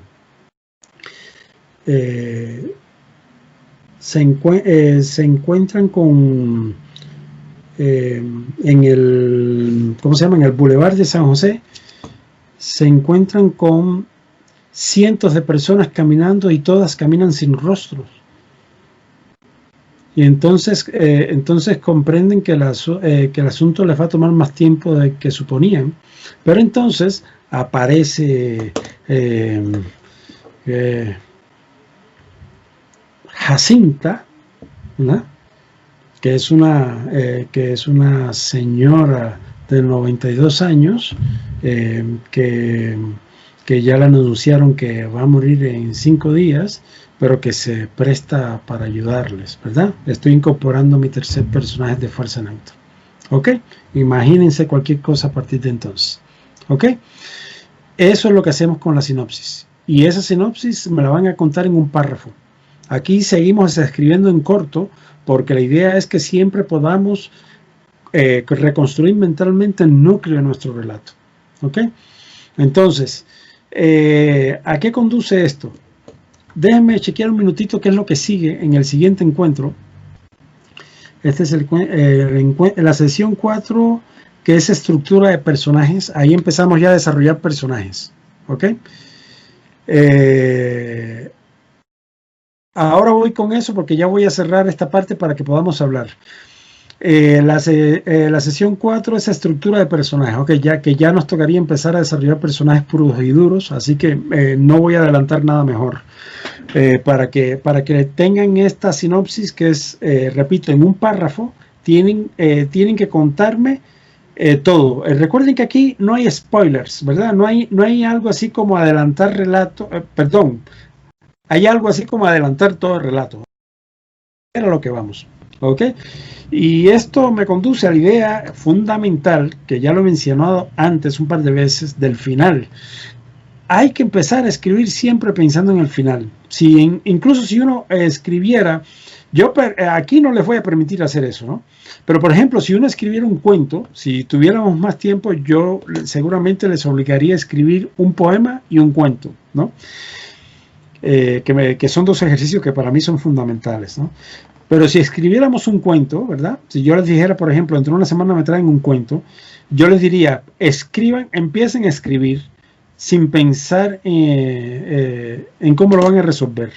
Pero una vez que pongan la primera letra, tienen que empezar a pensar en el final. Aquí es lo mismo.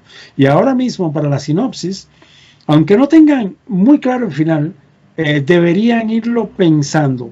Porque lo que va a seguir a continuación después de personajes es desarrollar relatos y tienen que tener un final muy claramente expresado.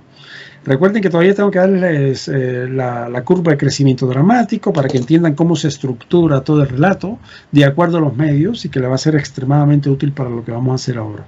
Me voy a callar ahora, pueden abrir micrófonos, hacer preguntas y esa sería básicamente la tarea, que les recomiendo encarecidamente que se cuiden y esmeren mucho en hacerlo, porque cuando empecemos a escribir personajes ya van a ver que les va a faltar el aire, ¿ok? Porque es bastante trabajo y después todo lo demás, ¿ok? Estoy a disposición de ustedes.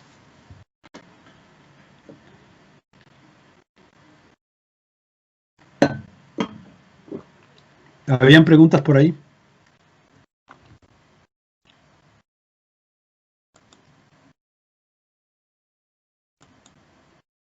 ¿Nadie? ¿No hay preguntas?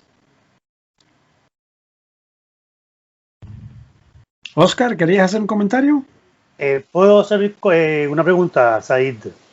Por favor. Gracias. Ok, esta sinopsis que nos pides, ¿es relativa solo al primer capítulo o a toda la historia? A todo el relato. Aquí estamos entendiendo el relato en su totalidad. Okay, no en su complejidad, en su totalidad. Es más, lo estamos entendiendo en su simplicidad. ¿Ok? Y recuerden que todo lo que vamos a escribir durante un periodo bastante importante de este taller es como si le contáramos el cuento a un niño de 8 años. ¿Ok? Entonces, eso siempre tienen que mantenerlo claro.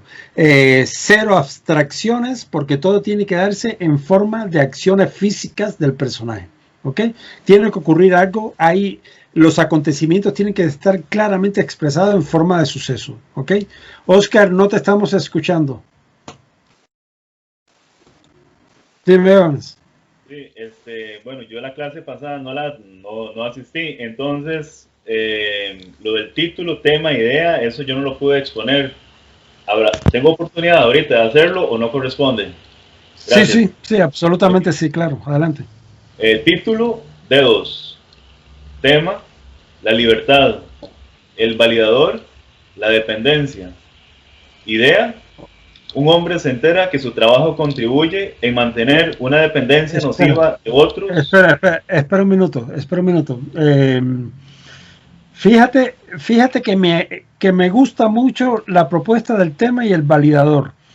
Pero para efecto de lo que estamos haciendo, lo que necesito es tener claro que no haya un opuesto directo simple y comprendido, digamos, en términos de antónimo por la academia.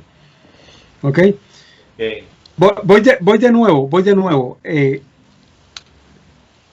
Para mí funciona muy bien. ¿Ok? Y sospecho que para ti está funcionando bien.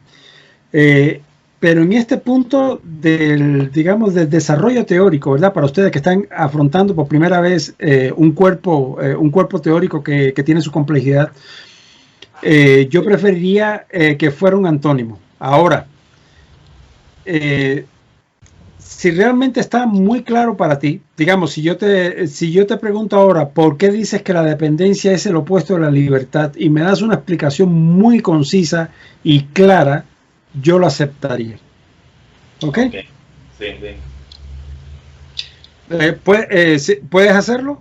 Sí, claro, porque en este caso, en este sistema, la dependencia inhibe de tomar otras decisiones al individuo porque es lo normalizado. Está trabajando dentro de esa caja cuadrada, ¿verdad?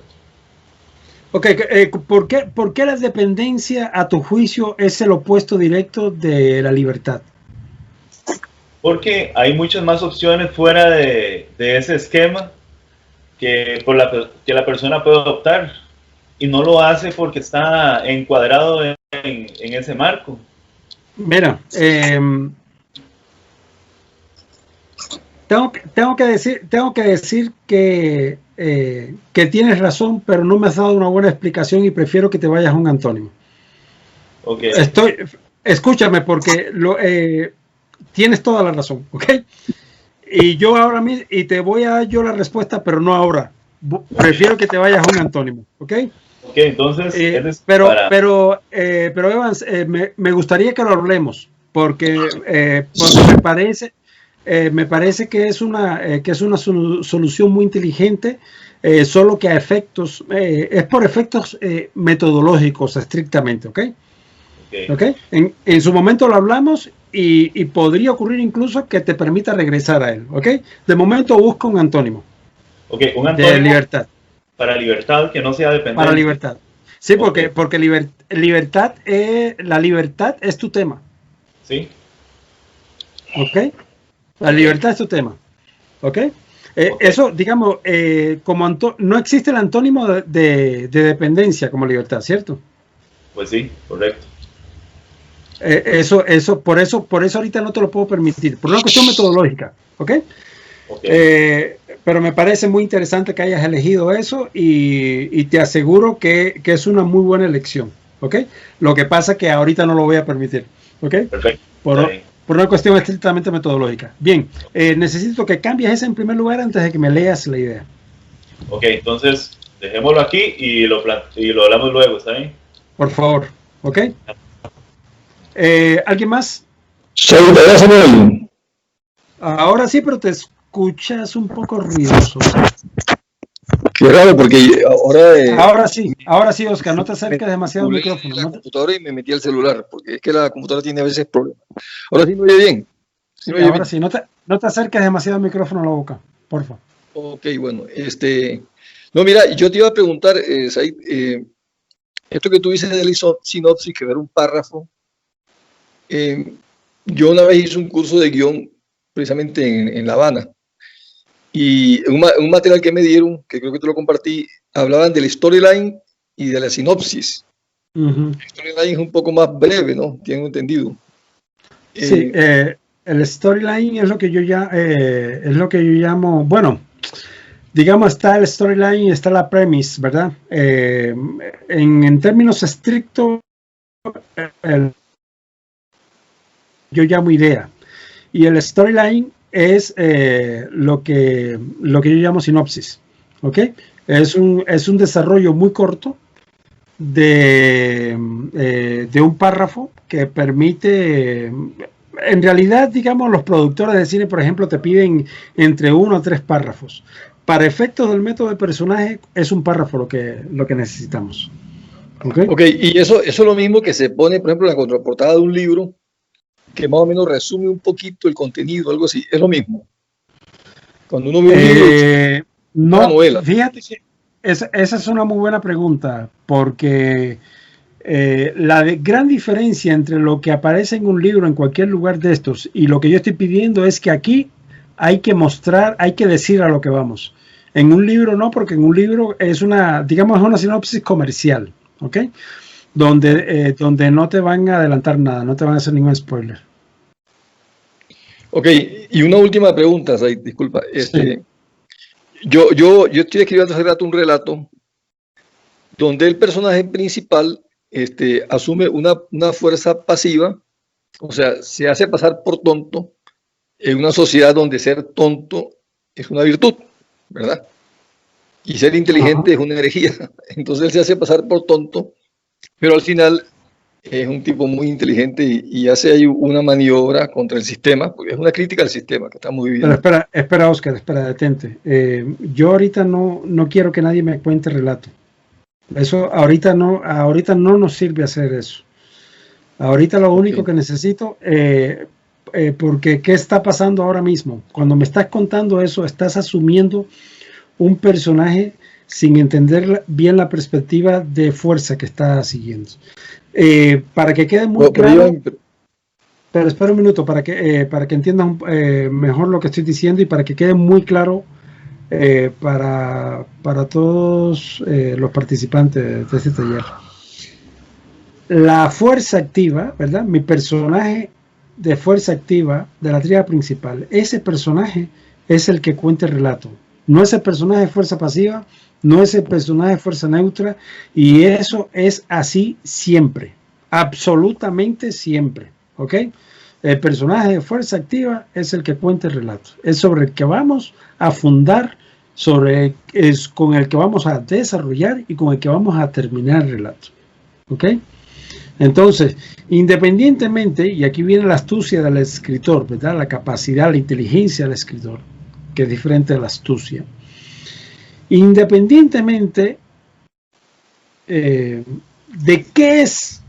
quién es el personaje, si es un idiota como en Dostoyevsky, si es una Ana Karenina, ya estoy hablando de solo rusos, pero digamos si es es que estoy leyendo literatura rusa, si es cualquier personaje el que está llevando el relato, no el que lo está contando, el que está llevando el relato, ese personaje siempre es de fuerza activa, ¿ok? Y esto es sumamente importante que lo entiendan, aunque no les guste, porque sé que a veces esto no gusta, sé que a veces no, yo quiero hacer que mi personaje de fuerza pasiva sea el que cuente el relato. Eso no existe, y lo van a entender muy bien con el trabajo que vamos a hacer. Eso no existe, el personaje de fuerza activa es el que cuenta el relato, ¿ok? Y esto es tan grave que cuando se hace una adaptación literaria al cine o a la televisión, estos personajes sufren transformaciones y muchas veces se dañan. Y les pongo un caso, no de adaptación, sino de cine contra cine. Cuando yo fui a ver por pura curiosidad, sabiendo que iba a ser una mala película, o sea, yo fui prejuiciado, lo admito, fui a ver Batman contra Superman o Superman contra Batman, whatever. Y hay un problema con eso. Todos los superhéroes son de fuerza activa. ¿Estamos de acuerdo? Todos. Porque todos tienen sus propios relatos, todos tienen, ¿verdad? Y eso es uno de los graves problemas de haber creado los Avengers y cualquier relato en donde los dos superhéroes se enfrentan. Porque necesariamente tenemos que convertir a uno de esos superhéroes, a uno de esos personajes de fuerza activa, tenemos que convertirlo en personaje de fuerza pasiva. ¿Me entienden? Y una de dos, o las dos o las tres, traicionas al personaje, ¿verdad? Haciendo que funcione con una fuerza que no pertenece, ¿verdad? Lo falseas porque sencillamente está yendo en contra de su naturaleza como personaje.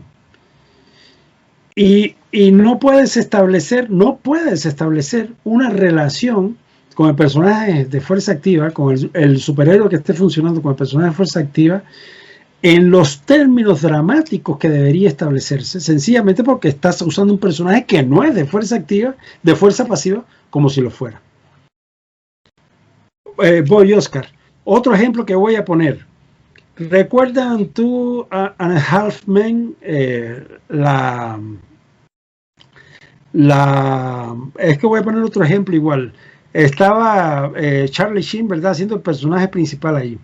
Y lo que pasó fue que despiden a Charlie Sheen, traen a este chico, ¿cómo se llama? Kutcher, ¿verdad? Y este personaje es un personaje muy raro, que ni es de fuerza activa ni de fuerza pasiva, sobre todo porque ocurrió una cosa muy inconveniente en términos de producción, y es que el personaje el del hermano, que era el personaje, digamos, que históricamente estaba con el personaje de Charlie Sheen, que es un personaje de fuerza pasiva muy clara, ¿verdad? Toma preponderancia en el relato, y por un momento los escritores tienen tendencia a colocarlo como un personaje de fuerza activa, pero no lo es, lo cual quiere decir que el personaje de Kutcher está todo el tiempo oscilando entre fuerza activa y fuerza pasiva, y adivinen qué, no funciona el relato, no puede funcionar, ¿me entienden? Porque, como en la vida, todo sistema es compensado, ¿ok? Si tenemos más peso específico a un lado, se tiende a compensar con más peso del otro, ¿me entienden? Es un equilibrio dinámico. Estamos a punto de terminar, así que díganme si hay que quedarse unos minutos más, con mucho gusto me dicen. ¿Ok? Oscar, ¿qué querías decirme? No, sobre eso que tú estás diciendo, que el personaje de fuerza activa siempre tiene que serlo. Hay un personaje que creó un dibujante y guionista que aquí en Costa Rica no es muy conocido, en otros países sí, que es Corto Maltés. Tú lo conoces, ¿no? Sí, claro. Lo creó Hugo Pratt, que creó hermosísimo. La primera novela gráfica, La Varada del Mal Salado, muy buena. Entonces, Corto Maltés en ciertas historias es activo y en otras es pasivo, porque él le da el protagonismo, por ejemplo, a Cráneo, que es un polinesio y todo eso. Sí. En este caso, Oscar, ¿qué pasa ahí? Oscar, no, eso no es posible. El personaje que cuenta el relato siempre es de fuerza activa, siempre. Esto es aunque él esté en segundo plano. Sí, esto es una ley dramática, o sea, no es un invento mío, es una ley dramática. O sea, no puede, un personaje de fuerza pasiva no es el que cuenta el relato. ¿Ok?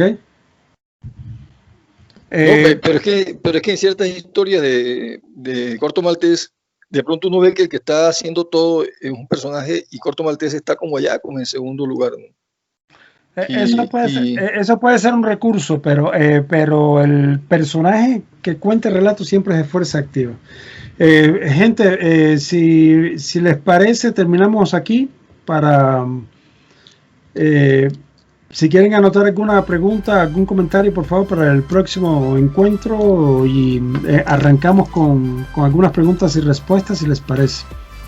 Ok, voy a parar ahora mismo la grabación. Les agradezco muchísimo.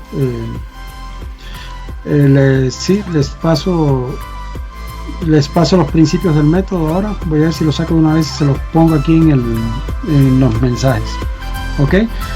Si todos pudieron obtener, ¿verdad?, el programa, para que lo tengan ahí fresco. Listo, gente. Les abrazo, manténganse sanos y nos vemos en 2 días.